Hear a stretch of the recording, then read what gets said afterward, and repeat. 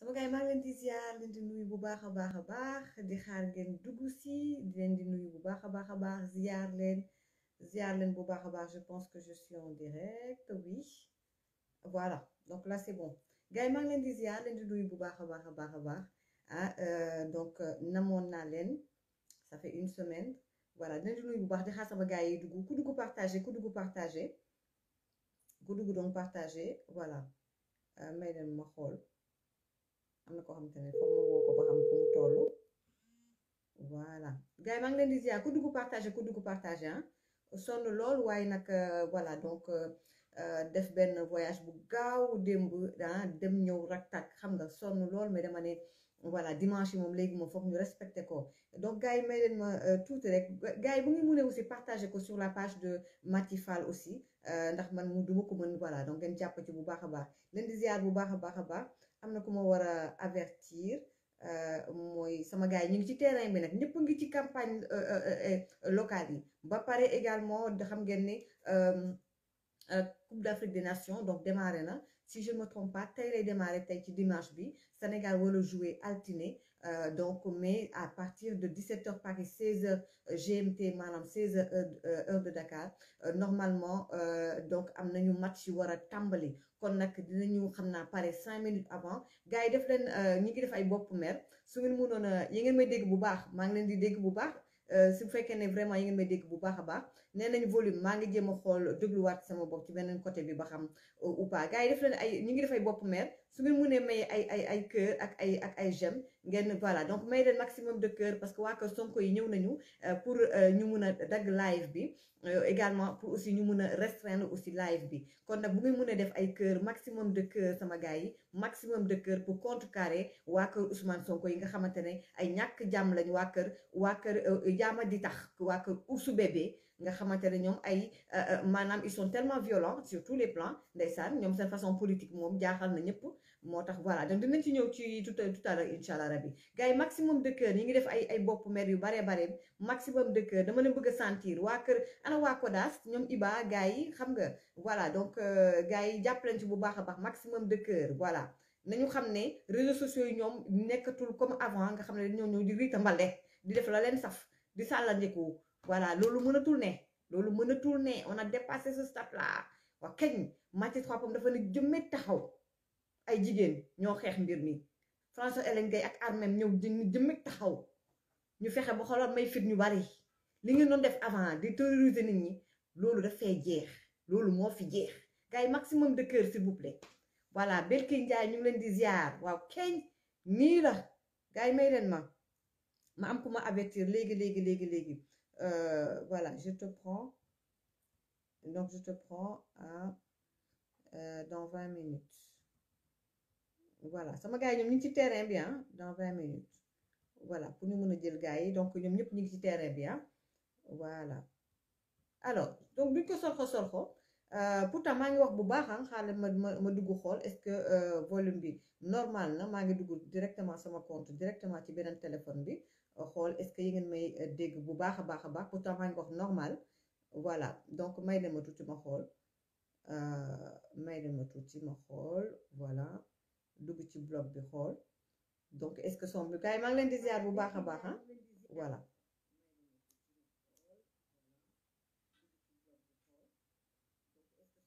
gars yi voilà pourtant maa ngi dégg sama bopp bu baax a baax est-ce que yéen ngeen may dégg bu baax voilà Pape Mandiaye Wade maa ngi leen di ziar depuis nee na ma depuis Madrid waa Madrid maa ngi leen di ziar waa Espagne maa ngi leen di ziar Moussa Sow Ahmed Dem Ndeye Fall Diop wax leen ma est-ce que son bi yi ngeen may dégg bu baax a baax voilà wax leen bu fekkee ne yi ngeen may dégg bu baax a baax Amina Fall maa ngi leen di ziar bu baax a baax Mor Kébé voilà non oui Ibrahima Sow voilà maximum de cœur waaw kay ñu lii lañu xam waa Espagne waa Italie maa ngi nuyu waa Italie bu baax a baax ñoom Yacine Fall gars yi ku dugg partagé waa Kodas gisuma leen de ma ne ko waa Kodas gisuma leen de justice pour Adji Sarr donc yorom géño wuyu ji waa Kodas yéen a féroce voilà Ndeye Touré Moussa Kane le volume est bon. Thiat Sall voilà Ibrahima Diaw Wif Kodas Idrissa Diallo voilà Idrissa Diallo et voilà mi ngi leen di ziar bu baax a baax Ahmed Dem également voilà donc son bi voilà gars yi neen ñu ngi may dégg kon ku ma déggul bu baax da ngay xool bu baax a baax ci sa téléphone wala nga yokk sa son wu téléphone tout d'abord avant may voilà gannaaw nuyoo naa sama gars yi donc tout simplement pour dimanche passé xam ngeen dañu ngi jëloon la grande dame ça a été vraiment un honneur de prendre madame Soham Wardini di ko rafetlu bu baax a baax j'ai eu de bons retours c'était vraiment très positif voilà retour yi nga xamante ne waa Belgique aussi maa ngi leen di ziar bu baax a baax Ibrahima Diaw Kodas maa ngi lay ziar Naaru Zik FM nee na Bougane rek Ndeye Touré également Ndeye Seck Cheikh Ndiaye nee na son bi leerul pourtant maa xalaat dama dugal c'est bizarre hein dama def voilà maintenant j'ai les ring light enfin ben ring light la kii et tout je suis même pas trop à l'aise avec parce que d'habitude mooy loolu mais gars yi bu fekkee ne son bi baax na balaa ñuy continuer bu dee son bi baax na ngeen wax leen ma bu dee son bi baax na balaa may continuer waa Touba Modou Moustapha Dieng waa Touba waa Touba maa ngi leen di ziar bu baax a baax waa mouvement suñu réew kenn du ko taal oui dinaa ci ñëw ak ñoom bëgg bàyyi bañkat vraiment vrai machallah donc voilà sama gars yi ana Françoise Hélène Gueye gisuma ko de ma ne ko Françoise Hélène Gueye gisuma ko de bu dee day nelaw na leer na go ahead Fanta Diarra voilà donc on continue alors donc gars yi gis ngeen ne tous les dimanches gars yi ñëpp dañu ñëw di ñu seetaan macha allah donc loolu moom amul benn problème mais man gisuma fi Françoise Hélène Gueye ba léegi waaw donc voilà Sala Dia ñu ngi lay ziar donc d'abord parce que xam ngeen bu ñuy live dafa am ñi nga xamante ne ni ils sont dans les détails parfois voilà c'est pas méchant xam nga c'est juste pour blaguer et cetera Mathi dimanche passé dañ doon ñàkk et tout ça parce que j'ai un ring light donc lumière bi donc bu tapé ci yow da ngay daal di voilà donc tu suis beaucoup boobu benn la bu ngeen ma gisee à chaque fois bi parce que voilà dimanche passé j'étais un peu gênée parce que avec les tresses et tout ça ak les yi da daan wadd sama kanam donc à chaque fois ma koy jag-jagal donc moo tax ma ñëwul chapeau bi da nekk ci fii teg ko ci nii loolu kese la balaa ñu ma fi nekk naan ma mati chapeau beeg dugg fi génn fii man j'aime bien être correct mais également bu ñuy def live ngeen xool aussi le contenu maanaam li ñuy wax ak ñi ñuy invité c'est quelque chose de très important voilà donc bu loolu weesoo c'était juste benn parenthèse bu ndaw balaa ngeen ma koy signaler ma xam sama bopp teel koo wax teel leen ci jiitu donc gars yi bu loolu weesoo newoon naa leen dañ bëgg di jël aussi candidats yi ci élection campagne locale bi donc également gis nañ ne voilà début campagne bi ñoom ñëpp kenn amul jot et tout donc dinañ jéem a dem Pikine jël aussi waa Pikine voilà ak ñoom Bah Diakhaté dina leen jox aussi température également gis nañ démb démarrage bi affaire bi xumb na de Dakar à Ziguinchor ñoom équipe bu Soham Wardini ak également waa Kër Sonko yi ci Ziguinchor ñoom Balde démb Ziguinchor mbir mi xumb na lool donc waa kër Balde ak waa Pello ak waa kër Sonko yi démb mbir mi xumboon na lool bu ñu jógee foofu également de manière générale ak aussi waa kër Soham Wardini de manière générale donc étape par étape lañ koy def ba campagne électorale bi di jeex campagne locale bi di mun a di jeex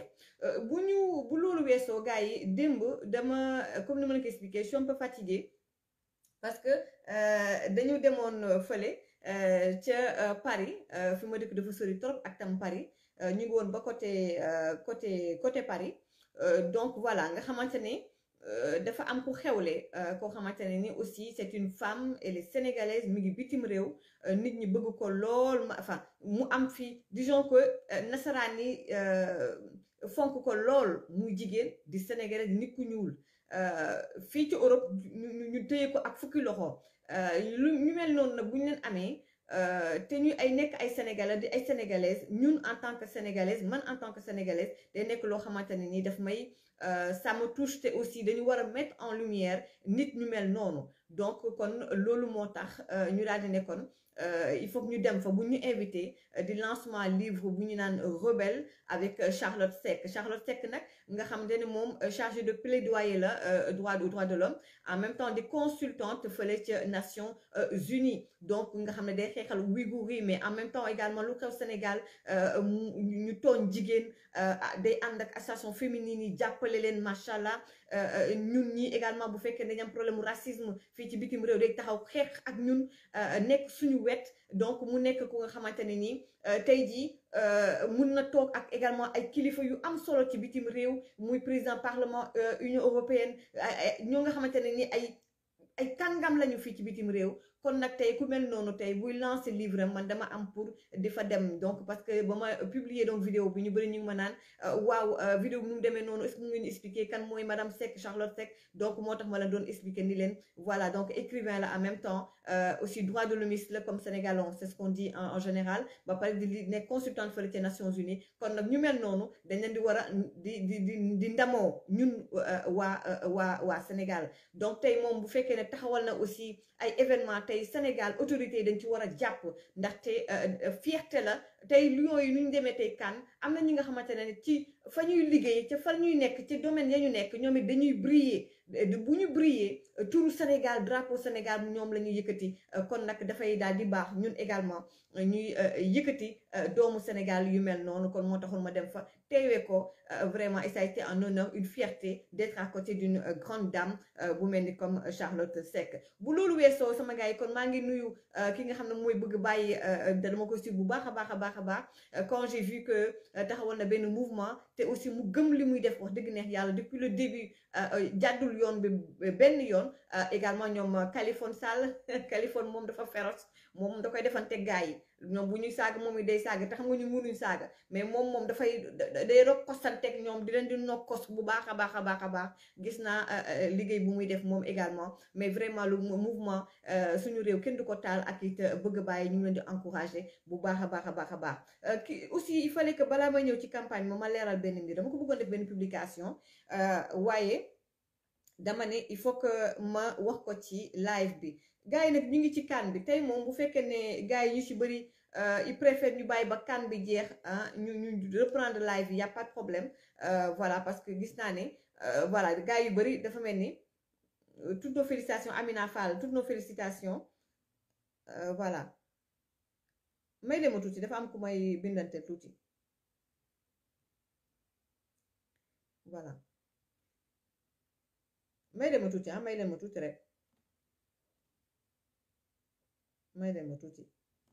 c'est très important voilà kon nag sama gars yi dafa am ñu bëri ñi nga xamante ne ni dañu nee nañu Anita Diop xam ngeen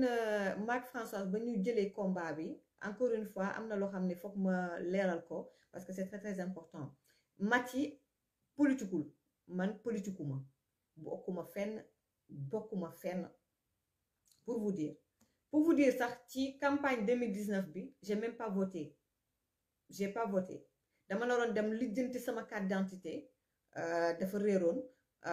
finalement je l'ai même vu voilà gis naa mu nekkoon toujours en cours de validité mais dama ne finalement voté wuma en pleine campagne 2019 mais dama ne duma ko wax ci live ndax bëgguma woon yàqal jamono yooyu waa Pastef ñu ci bari samay xarit lañu woon bëgguma woon yàq ci biir campagne bi quelques mois avant la campagne ci laa commencé découvrir lu bari ci Ousmane Sonko ak ña mu àndal encore une fois man politikuma mais en tant que citoyenne am na jeunesse boo xam ne foog ma def ko pour ma leeral ndax ba tey am nañu bokk ci moom wala ñu koy bëggee di ma bëggee ban sama bopp bokkuñ nag ci ñii di saaga ci internet bi comprendre ñu wala ils n'ont pas tout suivi di waxtaan ak man ci suuf ma leen di leeral ñu ne ma ñu ngi ak yow ba tey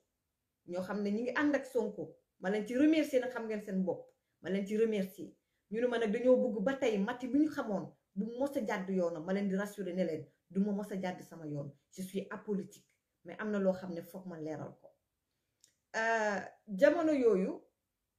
très sincèrement je me suis dit pour un changement ku mel ni Sonko war nañ ko votel wala tey ku mel ni Thierno Alassane Sall bu fekkoon na bokk na ci élection en tant que citoyenne je parle en tant que citoyenne tey bu vote sax di am plus tard du ma wax kan lay votel par rapport ak sama position mais je vous le dis parce que jàll na ba pare mais sama xel bokkuma Pastef mais par rapport ak discours Sonko ak na mu ñëwee woon ci nit ñi ak fekk ne man maa ngi jóge Sénégal dama bàyyi Europe 2014 ñibbi Sénégal ma am la ma fa dund la ma fa gis lu ma jaaxal lu ma metti ma découragé ci réew mi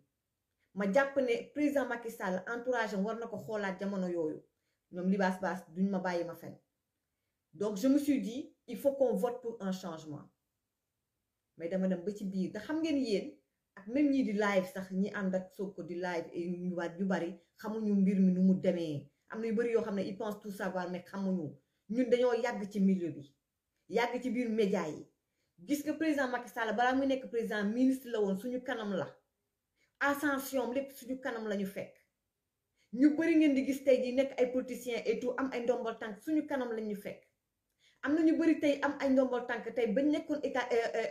étudiant université Cheikh Anta Diop de Dakar man dama daan jóge Walfadjri ñëw di fa def reportage te xam nañ ma te boobu nekkul woon dara genre jamono yooyu ay étudiant lañu woon ñu mel ni ñooñu seen ascension suñu kanam lañu fekk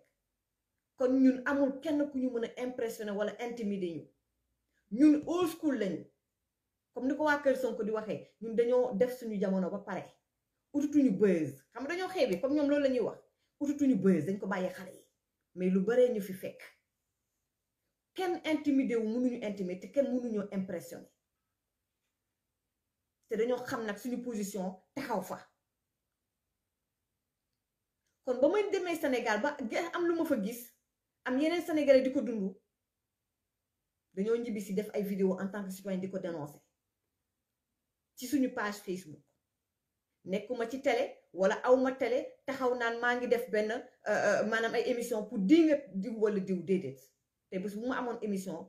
boobu pour waa Sénégal lay doon su boobaa dañu ko def de manière objective mais li sama page Facebook la en tant que citoyenne am naa pour wax parfois aussi naa def ay live yoo xam ne de manière professionnelle là c'est Mathie la femme média mu def ay émission di invité ay nit de manière équilibrée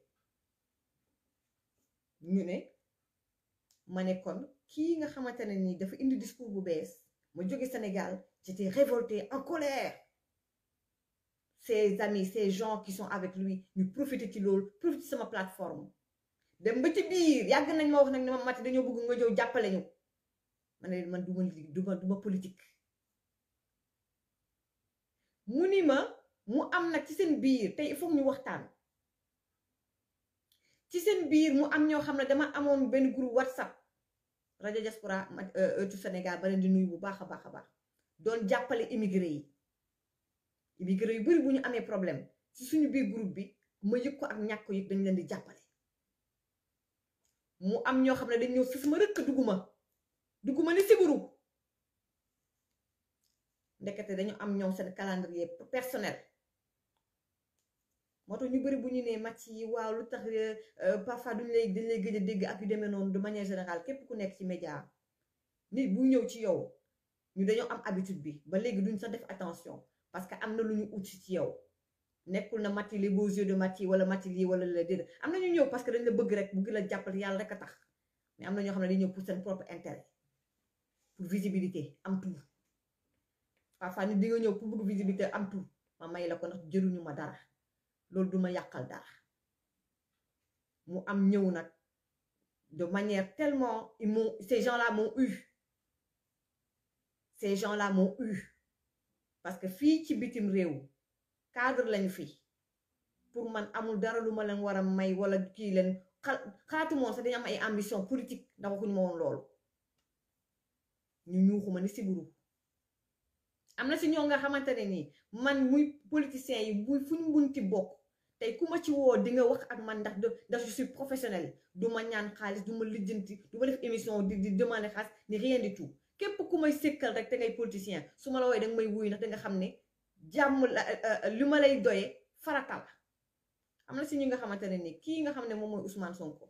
man maa leen présenté Ousmane Sonko ma ne leen kii nit kii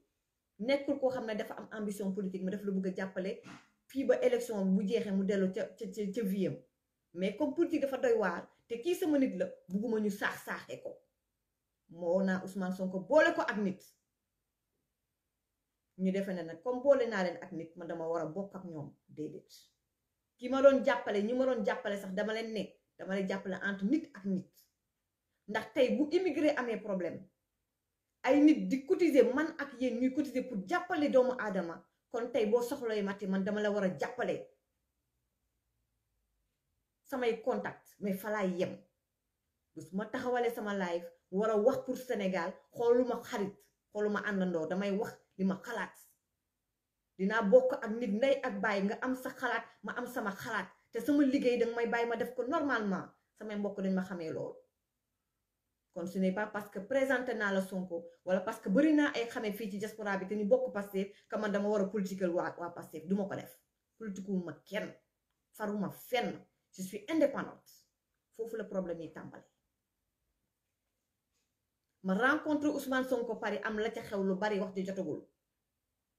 ak même man lim ma def ak nu muy comporté wu ak ñeneen ñi ma ne kii du waaja ñuy commencé di dem ba ci biir élection ya quelques mois ci ay biir di nekk Pastef ñoo xam ne ci tàmbali ja ñoo nekkoon di jàppale Ousmane Sonko fii ci diaspora bi ñu dama nettali affaire yu grave ci biir parti bi ma ne kon kii ñoragul pour mu mun a yor Sénégal foofu laa décidé ne man duma voté 2019 voté wu ma pour kenn mais munu moon wax pour yàq ba ñu pare ci élection yi mu am ñu bari ña ko mere nekk ci biir Pastef te am na ñu bari ñoo xam ne ba tey ñu ci biir Pastef parce que bu ngeen defoo attention di ngeen am de grandes surprises de mauvaises surprises expliqué ma lu bari may waxtaan ak ñoom ci suuf ci lu bari ne leen Sonko pareegul pour nekk président moo tax ba mbirum Adji Sarr bi nekk ñëwee ñu profité ci mbirum Adji Sarr bi ndax jël naa kii nga xam ne moom mooy Maître El Hadji Diouf teg ci Françoise Hélène Guèye ñu profité ci ne nañ ma saax-saaxee ndax dañ ma yàggoon a xiif dañu bëggoon ci man amuñu ko su ma jëlee muut baan ñu commencé di ma saaga fa la tàmbali woon bu ngeen fàttali ko maam ngoo jazaaka boobu ñu ngi yegg si saa yu mbir mi tàngee mu am ñu nekk ci diaspora bu woo ma ñëw def sapeur pompier pour ma bàyyi mais ci mbirum Adji Sarr bii fa la ñu ñëwee nag pour saax-saaxe man nañ ma éliminer su ko defee ñoom fii ci diaspora ñoom ñu gàddu am doole ba pare am doole ci réseaux sociaux yi mun a nag accompagner Sonko yóbbu ko ba pale xalaatuñu woon ne dinaa résister ak ñoom ba nii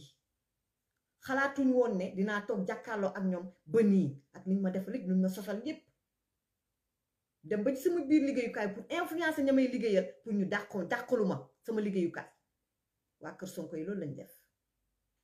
sama biir vie privée dañ daan dem ba nga xamante ni damay génn pare liggéey war a ñibbi ñu bu am ñu may topp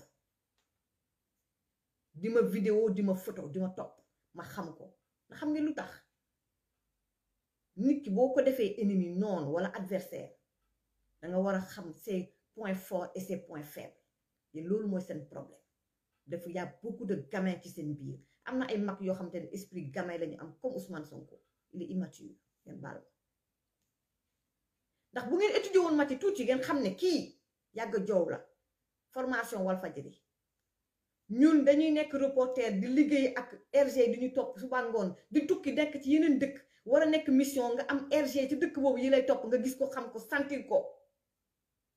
kon man mënuma nekk reporter depuis des années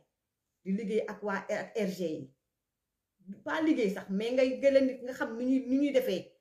ay simple sénégalais naan yaa ngeen may topp te duma ko xam depuis le début ngeen may topp ci biir arrêt bus ci biir bus yi ak ay arrêt bus yi ma di ko xam ma leen di photo di leen vidéo bu ñu paree ci lii dinaa ko publier ngeen gis am na ñoo xam ne bu ci biir bus vidéo naa leen ngeen may topp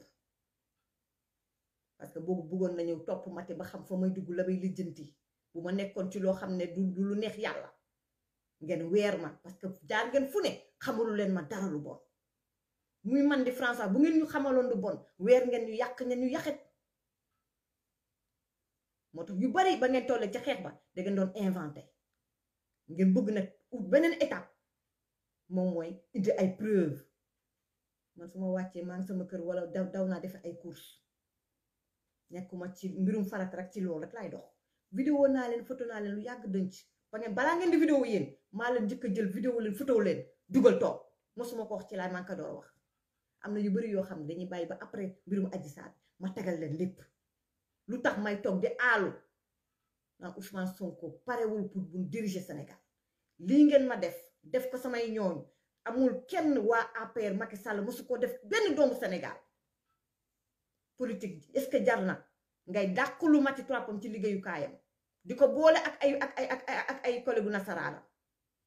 ndax politique jar na nga ne yow jullit nga da nga bëgg a indi ay valeur Sénégal nga yàq sa borom jullit ndax politique loolu waa kër Sonko di def te Sonko mu xam ko bu baax Sonko a détruit beaucoup de vies yàq détruit na ñu bari ci ay waxam ak làmmiñam ak ay sosam waaye yal nañu yàlla àtteeg moom loolu li may wax nii c'est en tant que citoyenne tey je vous ouvre mon cœur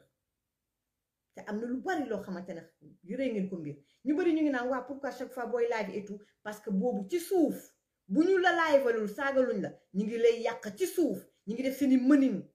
pour détruire ta vie pour yàq la xam nga ne am na moment boo xamante ne seen saaga yi ci Maty Trois Pommes yooyu yëpp dafa dañ ko wàññi woon bu baax boobu ñu ngi may jéem a yàqal ci suuf dugg sama biir vie pour me détruire man yàgg joow laa bu leen fàtte moo boobu ma leen di wax lu gën tulli rek xam naa ko te je suis en avance sur vous te bés bu ñu paree ci combat bi ci ngeen di door a comprendre ne je suis trop en avance sur vous maa leen mag ñu ci bari ci yéen ci at ak ci xel pour ñi di ma oo ne ma dañu bëgg bu mos a changer te ñu bokk di bëggee Sonko ba léegi di ma bëggee man ñooñu lay expliquer ne lii lay dudd ak waa kër Sonko François Hélène Gaye lii lay dudd ak waa kër Sonko lu ñu wax ak lu ñu waxul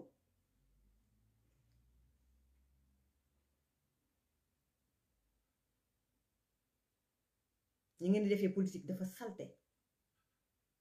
kon en tant que nit ak jigéen maa jël samay responsabilité ma ne duma noppi pour que ngeen di gagner ce combat là naan mu ngeen ma néewal doole may toog di noppi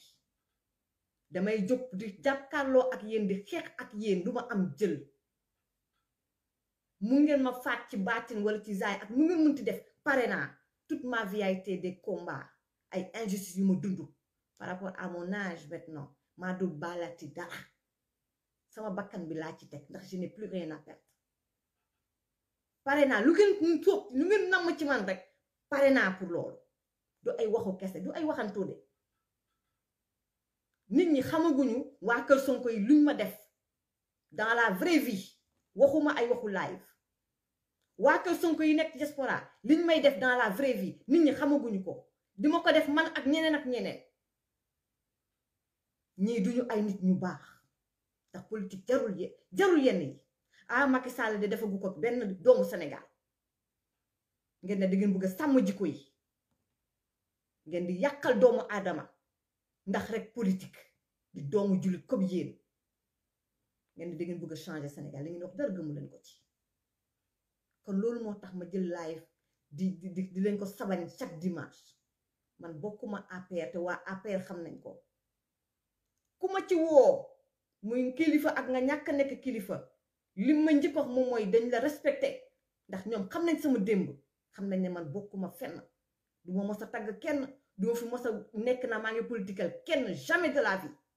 lii c'est un combat en tant que femme en tant que citoyenne pour sama liberté d'expression maa du bàyyi te kenn di yàq sama àdduna wala di ma tere wax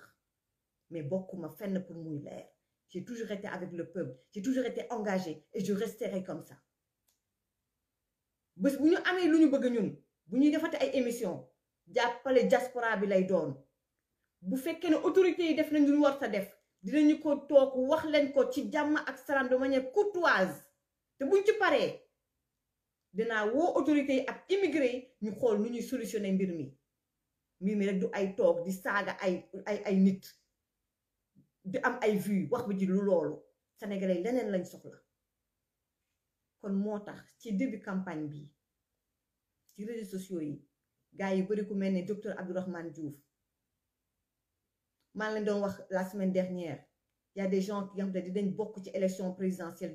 2024 yi fii ci diaspora bi des gens qui ont tout compris politique bu sell la ñuy def xoolal ñoom docteur Abdourahmane Diouf ak ñu de nouvelle tête dinañu politique duñu saaga duñu xaste duñu yàq deru kenn dañuy wax pour Sénégal ak luy jëriñ Sénégal dañuy favoriser les idées pas ay politique téy sante weer nit saaga nit xas nit comme Ousmane Sonko ak ñoñom ñu ñëw nag ci élection locale yi pour rek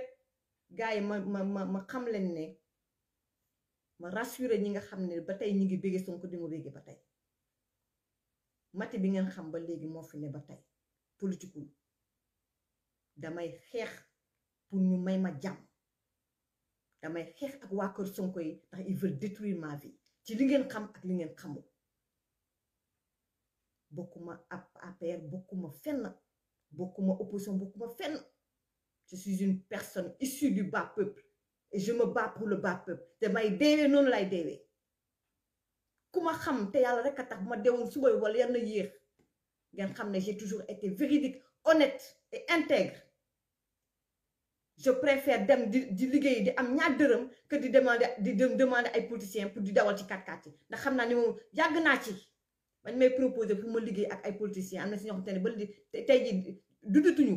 te nekkoon ay autorité ba ma nekk na def show to show ñëpp di ko seetaan émission numéro 1 au Sénégal avant Bantamba di nekk numéro 1 may nekk numéro 2 ay kilifa dañ ma daan approché pour ma liggéeyal leen nanguwuma ko su ma neexoon jamono yooyu laa daan dawal ci 4x4 ni kon tey jii maa ngi sama organe de presse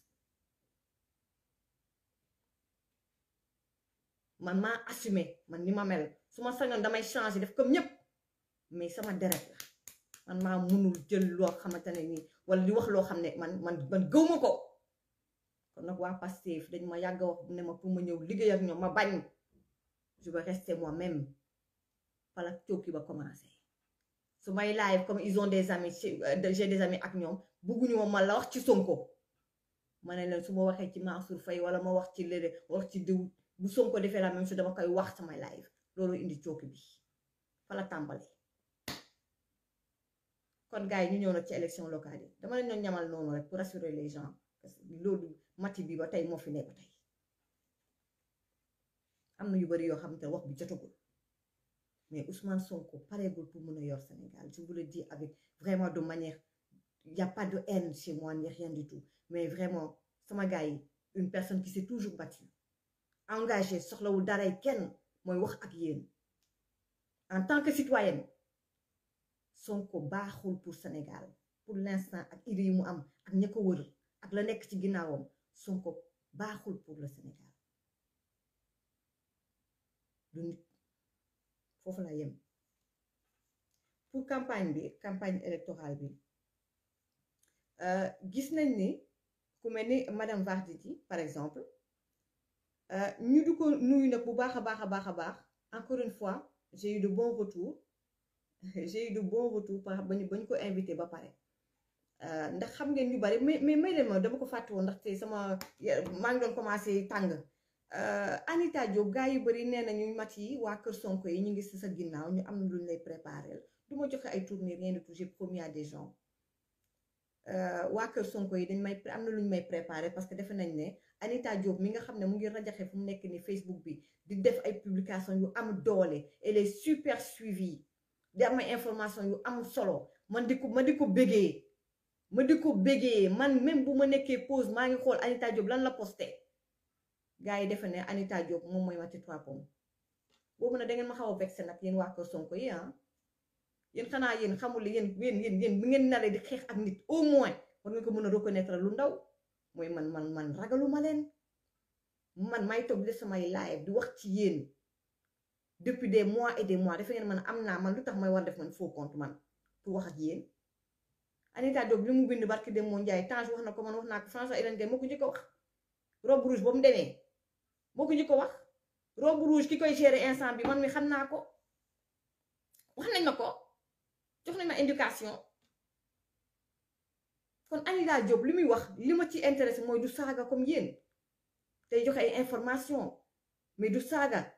dans ak humour elle me fait rire et tout mais man naka laay mun a toog naan man maa ngi nëbatu ci ay faux compte pour ak waa Pastef yéen kam moo leen ragal léegi kenn ñëpp leen ñeme léegi kenn faaletu leen lijjanti wuñu leen ñuy lijjanti nee nañu am na lu ñu may préparé ba di ko préparé ba di ko kii noonu waaye ku bëri mbokk kenn mënu koo jëw maa ngi toog di ne faax toog di leen xaar maa ngi ne faax toog di leen xaar yéen lu ngeen ma mën a def li ngeen ma waxulul ci àdduna bi ci at mii amul 2021 li ngeen ma waxulul amul sosal ngeen ma saaga ngeen ma def ngeen lu ngeen mën yéen menacé ngeen ma lu ngeen ma waxalul amul Maty lu ñu ko waxalul amul dund ñaari injustice ay nit def ko à la une ci journaux yi ñu di ko revue de presse ci loo xamante ne dañ koo tooñ ma di ko dund ma rebondir yéen lan ngeen ma war a mun a defaat loo xam ne bu ma war a saf ci àdduna maa ngi toog riigu di leen dina xaar yéen waa kër Sonko yi ñu ñëw ci local yi kon sama gars yi Ousmane Sonko mi ngi woon Ziguinchor Balde mi ngi woon Ziguinchor ñu may leen tuuti ci Ousmane Sonko ma wax leen tuuti ndaxte gis nañ ne meeting am ouverture bi et depuis quelque temps il le fait mais xam nga nit ki mënoo nax kenn sa bopp ngay nax donc apparemment il est très populaire foofu dans le sud au niveau de Ziguinchor mais buy def ay meeting à chaque fois dañuy gis ne il ramène des gens yu jóge ci yeneen localité en fait c'est-à-dire que buy def meeting bi c'est des gens de la Casamance du nekk ay nitu waa Ziguinchor parce que moom dafa bëgg a nekk maire Ziguinchor mais kon pourquoi yeneen dëkk yi muy am ay nit yu jóge ci yeneen dëkk yi di ñëw ci meeting am Balde de ba ma laajte gëstu Balde la mu woote mbooloo ma teewoon ca meetingu Balde Abdoulaye Balde waa Ziguinchor ñoo ñëw wuy si ko mais Ousmane Sonko buy def moom meeting fépp lay woote Casamance géppay ñëw alors qu'il va être maire de Ziguinchor am na nag vidéo bu ñu ma daggal yónnee ma ko seetaan naa démb meeting bi mais c'était trop long et tout gis naa ci ay bribes donc je regarde sur des extraits mooy loolu quoi xam nga mais am na benn extrait wu Ousmane Sonko extrait bi dafa xaw a bizarre donc je sais pas qu'est-ce qui lui prend ñu déglu Ousmane Sonko. gis nga tourisme bi ñu daan def nit ñi di jël ay avion ak ay gaal de maa ngi dem seeti Sénégal tey nit mun na toog New York wala mu toog Finlande di visiter Cap Skirring mais day mel ni mi ngi biir Cap Skirring day dem ba odeur yi sax da koy sentir su laalee day mel ni laal na Cap Skirring technologie boobu moo xew te lu bees la moo tax ngeen dégg léegi ñiy seetaan Facebook léegi mi ngi méta boobu mooy métaverse bi. Voilà, donc qui me donne Ousmane Sonko, voilà, et maintenant je sais pas, voilà, parfois c'est comme s'il délirait en fait, donc c'est vraiment, voilà, d'une ci yàgg daal, mais en tout cas, gis nañ ne pelloon na ak tam Abdoulaye Balde démb, est-ce que moom Ousmane Sonko encore une fois mu nekk candidat pour mairie Ziguinchor, est-ce que c'est une bonne, est-ce que lu ko war la, est-ce que erreur la ou pas? Ça, c'est une question. Le 23 juin, le soir du 23 juin 2022, Inch'Allah, dinañ ci am lu leer. Mais daal nag dañu xamante dañu waxante dëgg moom mooy aussi seen collecte ba la Anita Diop waxoon looloo fa am seen collecte ba y a eu beaucoup de promesses. am na ñu fa woote di joxe ay promesses de dons bokkuñu ci Pastef te duñu waa Pastef te gëmuñu la yow Ousmane Sonko. kon 200 et quelques millions yi jàpp leen ne du 200 et quelques millions xobet en passant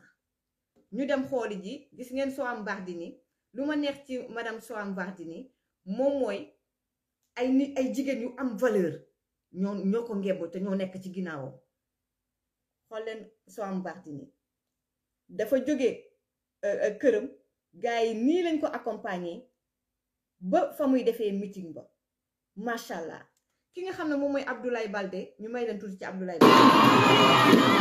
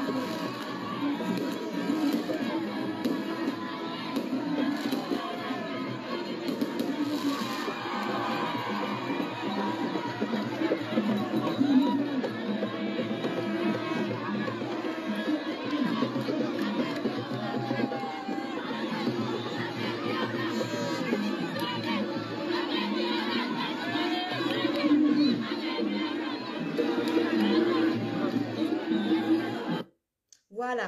te ñii waa Ziguinchor lañu moom deful ni damay dem jëli ji waa Bignona yeneen localité déedéet ñii waa Ziguinchor la Abdoulaye Baldé woo pour seen meeting entre parenthèses ñu féliciter la journaliste l'ancienne journaliste de la RTS di Angélique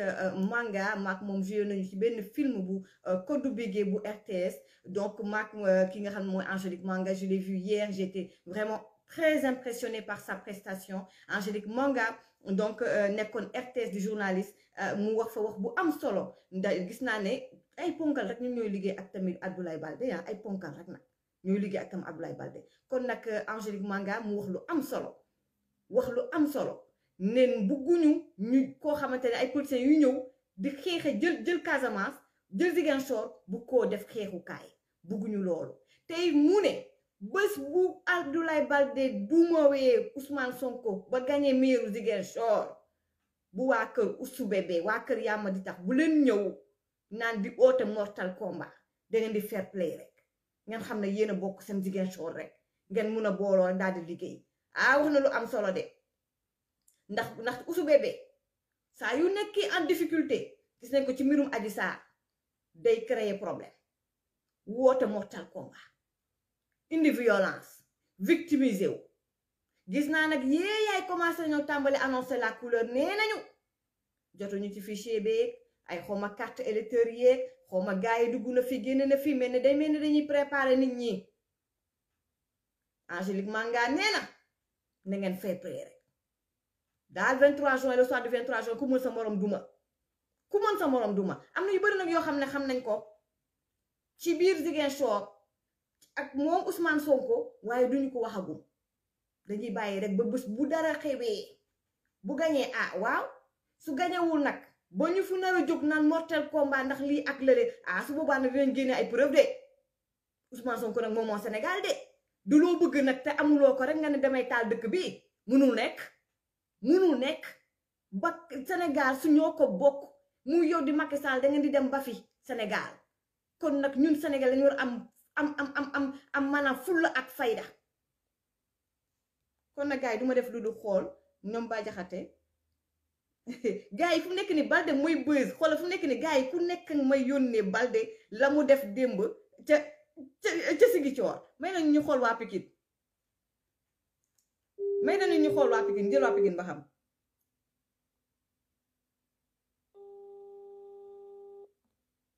may nañu jël waa Pikine ba xam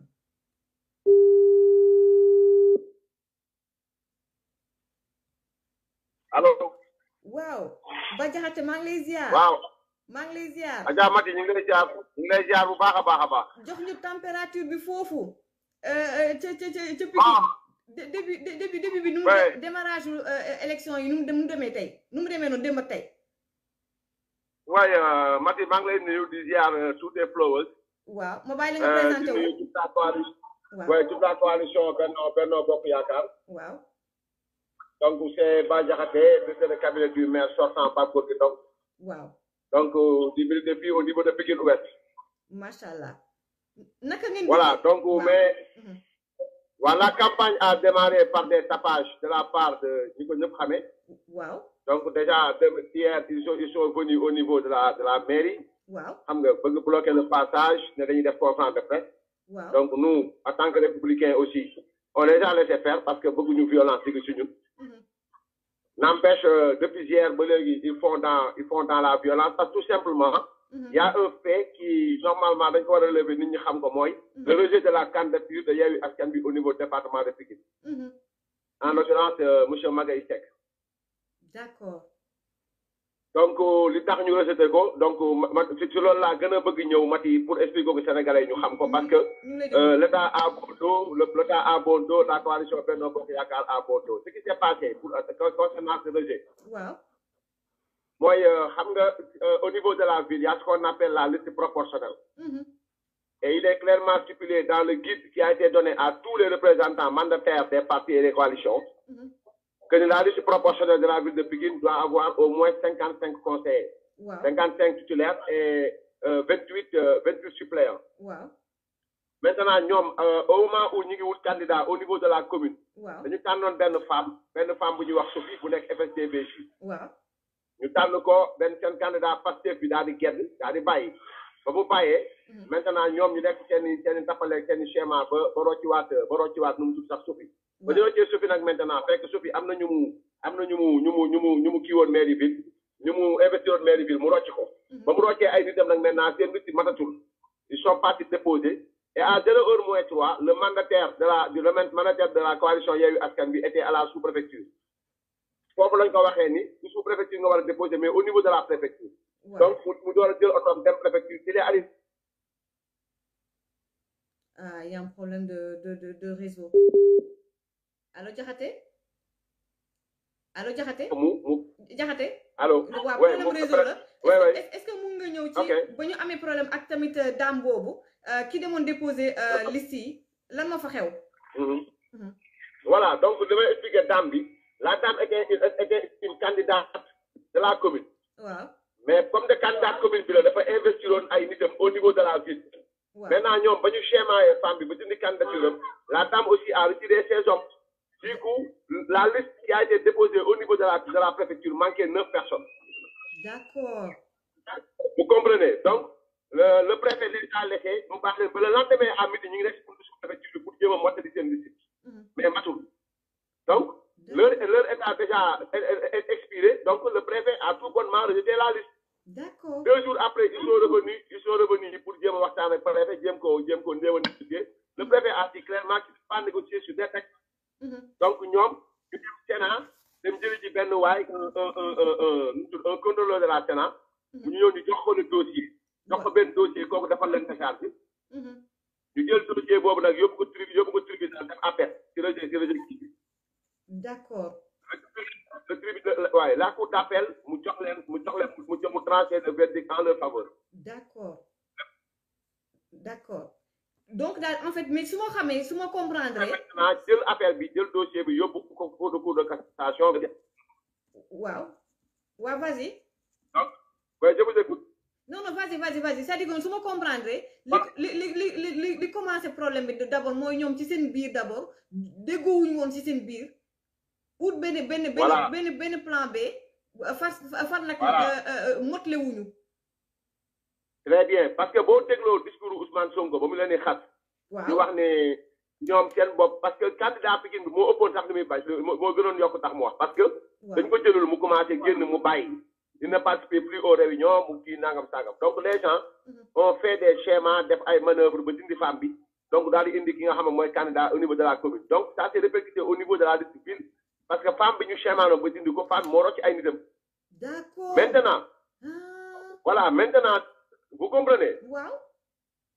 Voilà, ce qui s'est répercuté au niveau de la ville, moi que femme bi dañ dindi candidature au niveau de la commune mu rocc ay nitam au niveau de la ville. Te dañ def yëfu saay parce que politicienne la. Leen bàyyi ba ñu waaj dem déposer mu woo ay nitam neen rocc leen ko. ñu rocc ay nitam maintenant mat le wuñu. D'accord. Vous comprenez? Wow. Voilà, maintenant ba ñu jëlee kayit bi nag maintenant jéem a négocier avec le préfet sottiwul. ñu leen jëlee un agent de la Sénat nu mu tudd sax benn contrôleur Sénat mu jox ko un dossier complet 2 jours après kooku defal leen décharge. Mais ce qu'ils ne comprennent pas mooy la Sénat ne prend pas de dossier concernant de dossier de candidature parce que tous les dossiers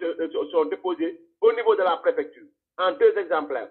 Benn bi préfet ko moom beneen bi Sénat moo ko moom. Donc c'est la préfecture qui donne à la Sénat la liste des candidats, pas le candidat qui donne à la Sénat. D'accord. Vous comprenez? Donc, le préfet avait donc une liste incomplète de la coalition Yewwi Askan Wi. Donc, voilà le dossier. Donc, quand nous négocier avec nous aussi, devant le bureau du préfet, il y a une caméra. Donc, le préfet a pris toutes les clés, la caméra, tout ça, au niveau de la Cour suprême via l'agent judiciaire d'État. Et la Cour suprême a invalidé la candidature de Magaye Seck. D'accord. Vous comprenez? Parce qu'il faut toujours avoir des preuves. Il faut avoir toujours une longueur d'avance sur eux parce que nous avons des politiques qui tchaï. C'est-à-dire que nous avons des reprocher que les politiciens ont am tchaï fait que nous avons le fait que effectivement. Là, il a fait là. Voilà, donc instant donc l'autre maintenant nous voulons une violence, nous voulons créer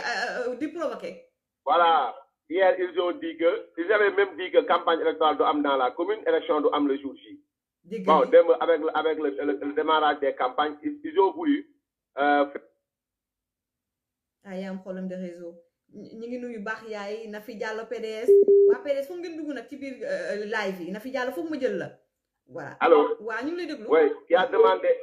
demandé à toute la coalition Benno Bokk Yakaar, Dakar, Pikine et tout le Sénégal de ne se laisser pas divertir et de se concentrer sur les travaux de proximité et consorts. Donc voilà ce en quoi nous sommes. Si l'on l'a et ça démarre, les autres candidats qui ont mis sur le terrain, ils avaient le terrain et en toute démocratie. Pikine Ouest, musul am violence. Nous devons top petit élan de violence. Exactement. Très bien. Notre seul combat demeure le 23 janvier. Voilà. Notre seul combat demeure celui des urnes. Et je sais très bien que Matisna l'a envoyé tout de suite dans cette commune. Le maire est en train de faire un meeting de présentation de son bilan. Parce qu'un maire sortant, il doit présenter à la commune son bilan par rapport à tout ce qui a été investi et tout.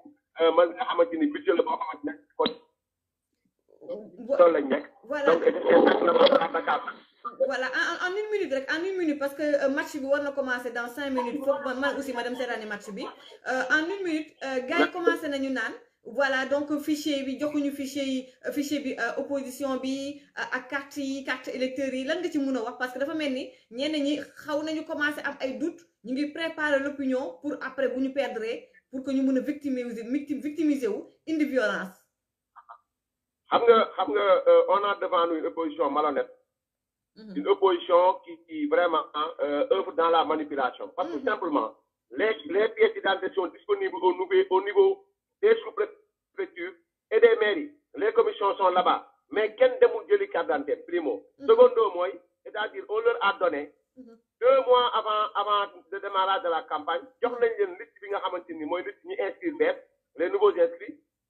tous les partis politiques, ñi nga xamanteni mom moy les changements de statut moy ñi nga xam daan nañ voter fenen ñoo di voter waat fii ak ñi nga xamanteni ay rejeté la yoo xam ne déposé nañ carte d'identité amuñu 18 ans wala ñoo xam seen carte d'identité amuñu nangam donc liste boobu ñëpp mi ngi ci parti politique yëpp mi ngi ci coalition yëpp ce qui leur permettait en amont de visiter la liste et de savoir sama kan diw mii ci man la bokk diw mii la moo tax ñu rejeté ko wala diw mii indi nañ ko école nangam wala y a pas d'erreur ñu jox leen un délai de recours boo xamante ñoom war nañ mën def recours pour au moins avant le démarrage des campagnes nous menons des recours, donc nous statuons sur le mais ils sont dans la manipulation parce qu'ils engagent un combat perdu d'avant, parce qu'ils sont dans le virtuel, nous sommes dans le concret et dans le réel. Ok, c'est ça. Donc nous connaissons comment on fait des élections, voilà.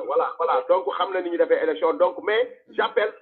tous les responsables, tous les militants de la coalition Benno Bokk Yakaar, de ne pas se laisser emporter dans une vague de violence. C'est des élections. Nous entamer en toute démocratie, avec sérénité, et surtout convaincre la population, parce que le vrai combat, c'est celui des urnes. Donc, nous ne top parce que nous avons l'on am, wax la ñu am ci dëkk bi Sénégal bi, fit na xaju fi ciow am. Vous voyez que ils ont essayé, ils ont essayé de mettre en mal l'état du Sénégal, ak li nga xamanteni mom moy kër diiné yi via une loi boo xam ñoom seen bopp xam nañu cette loi là est infondée. Loi boo xamanteni ni la charia ni la marche actuelle du monde parce que il faut que nous sachions au Sénégal ceux qui crient à l'homosexualité sont les premiers qui devaient être mis au poteau. Ce sont des gens qui œuvrent dans l'adultère, Ousmane Sonko, tout le monde le connaît. Est-ce qu'on parle d'autres qui sont là, qui chaque jour voient des choses beaucoup plus dangereuses que l'affaire de l'homosexualité, et même si je n'encourage pas cela, parce que nous ne pouvons pas c'est des choses morales, maintenant, mais Sénégal, il ne faut pas que nous retenions bien une parce que c'est sensible. Effectivement, parce que c'est sensible, c'est un dossier sensible. Mais Sénégal, il y a un vous avez dit que vous avez Bokala bang fini rouge, Ndialo bang fini rouge, tu n'es pas en donc vous avez dit commençons par là-bas, et osons dire les choses comme telles. Mais c'est des choses que nous comprenons, et j'encourage le président de l'Afrique, j'encourage l'Assemblée nationale, pour nous au moins, nous serions mais quand même vous faites. Il y a un problème de réseau, mais nous devons dire et je devais même prendre la députée, l'honorable députée. Allô? Oui, effectivement, donc, nous Assemblée nationale, même si la loi n'est pas votée aussi, mais mettons fin, vous faites que l'on amène, c'est une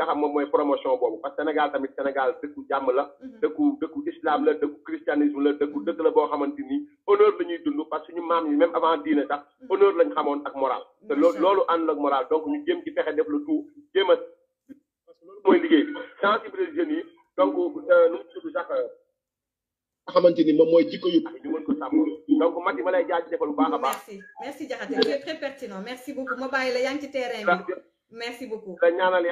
yàlla may la jàmm ak tawféex. amiin merci beaucoup jërëjëf. kontaan naa ci yow jërëjëf Mati jërëjëf. merci jërëjëf merci voilà donc gars yi lii nii voilà donc lii c'est en tant que citoyen dañ koy def parce que ñun dafa am lu ñu xam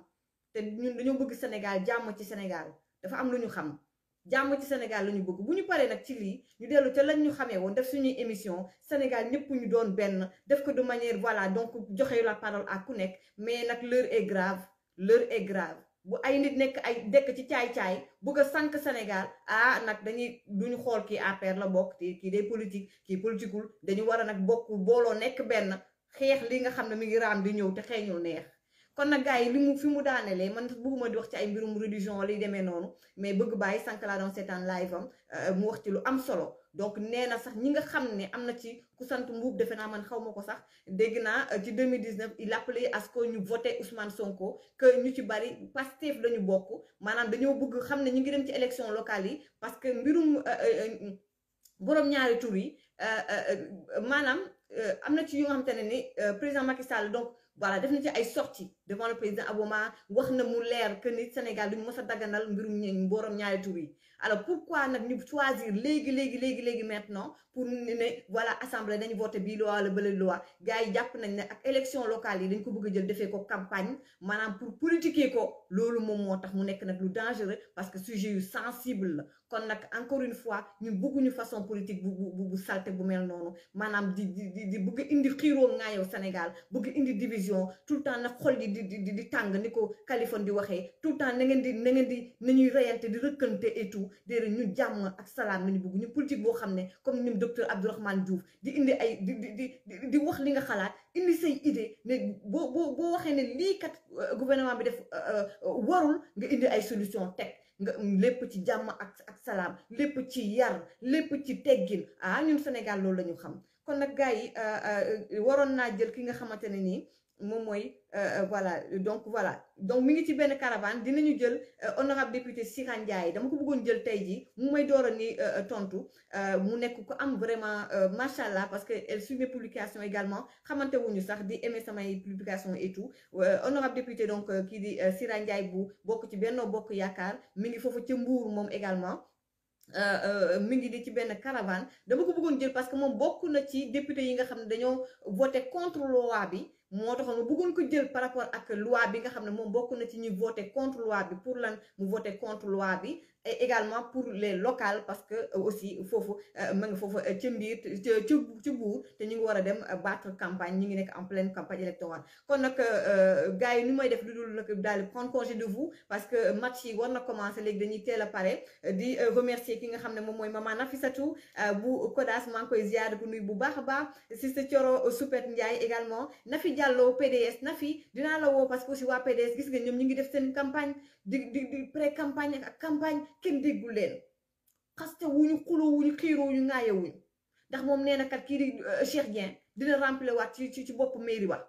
waaw ñoom ñu ngi def seen campagne xuloo wuñu xeexuñu fitnaa luñu sénégalais yi may nañ ñu jàmm ñu ngi def seen politique normalement loolu la ñu bëgg loolu la ñu namm ci politiciens yi Nafi Diallo nag j'adore comment elle parle elle est tellement éloquente machallah pertinente machallah kon nag Nafi Diallo dinaa la woo ñu xool nu ñuy fexe ba mun a jël ki nga xam mooy député Sira Ndiaye également ñoom Nafi Diallo pourquoi pas ba fii ba local yi di jeex kon nag baax yaay aussi qui partage beaucoup aussi mes publications maa ngi koy nuyu Oumar Wade bu baax a baax donc l'ambassadeur donc Oumar Wade donc Kër Ndiaye Lo di ko nuyu bu baax a baax def liggéey bu am solo Touba Guédé également di ko nuyu bu baax a baax defe naa nuyu naa ñëpp di wax mention spéciale sister Françoise Hélène Gaye présidente bu Kodas machallah fière d'être vraiment de te connaître même machallah ndaxte il faut ñu jege nit ki pour nga mun a xam moom mooy kan donc di nuyu waa Kodas gépp ñoom Iba ñëpp maa ngi leen di nuyu bu baax a baax di nuyu également ki nga xamante ne nii aussi moom mooy aussi gisuma ko fi nag tey xaw ma nu mu demee noonu sama xarit bi gisuma ko tey Moustapha Babou maa ngi koy nuyu bu baax a baax également kon nag gars yi ñu leen di gërëm di leen sant di leen wax kon nag dimanche prochain incha allah léegi 1h pile moom la ñuy def pour que gars yi mën a dem également seetaani seeni match bu CAN bi bye bye Amina Fall aussi voilà politique bu civilisé lañ nam ban gis nga bu ma gisee ay ñu mel ne docteur Abdourahmane Diouf damay kontaan xam nga waa PDS ak ñaari xam te dañuy def opposition mais républicaine quoi xam nga ñu loolu lañ nam mais pas suwaasi gars yi bye bye gars yi dama sonn tey xam nga mais def naa li ma bën di leen di jaajëfal bu baax a baax ah Ifra Pël Ba voilà kon ñu dem seetaan yi kon nag gars yi ñu def lu dul daal dem seetaan yi donc la CAN yàlla rek moom mu mun tax nga noppi nee nañ dinañ noppiloo Macky ak ñoom Françoise yàlla rek lu mu namm loolooy am te ñun dañoo gëm yàlla jël suñu lépp dënk ko ya buur bi yàlla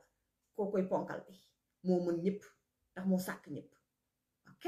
kon yéen waa Sonko yi kalaame naa leen yàlla jël naa sama bopp dënk ko yàlla kalaame naa leen yàlla bye bye